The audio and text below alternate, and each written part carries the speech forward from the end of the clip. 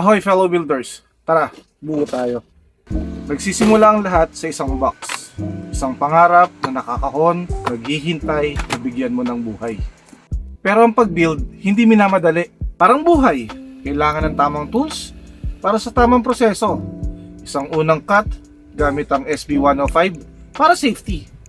At isang swabe at malinis na final cut gamit naman ang STA 3.0. Dahil sa hobby na ito, ang pag-iwas sa stress marks ay pagpapakita ng respeto sa iyong gawa. Habang dumarami ang mga natatanggal na parts sa runners, lalo lumalalim ang focus mo. Bawat hagod ng display sanding set, hindi lang yung plastic ang pinapakinis mo, kundi pati ang iyong pasensya. Dito mo matututunan ang bawat imperfection ay kayang ayusin basta't may tiyaga ka. Dagdagan natin ang karakter. Gamit ang steady panel liner. Ito ay parang tinta ng iyong kwento. Ito ang nagbibigay ng lalim at anino sa bawat detalye na dati ay hindi mo napapansin. Simple lang, pero dito lumalabas ang tunay na bagsik ng gawa mo.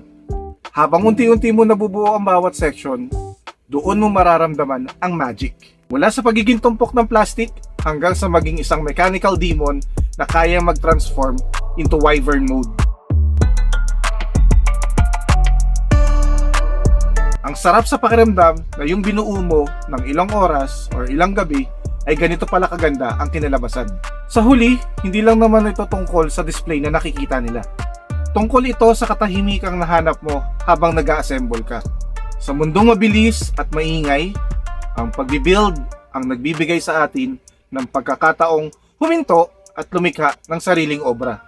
Ang tunay na master builder, hindi nakikita sa dami ng natapos na kit, kundi sa paano ka naging masaya at malikhain sa nagawa mo. Again, this is Chunang Katrad. Just build more and build up.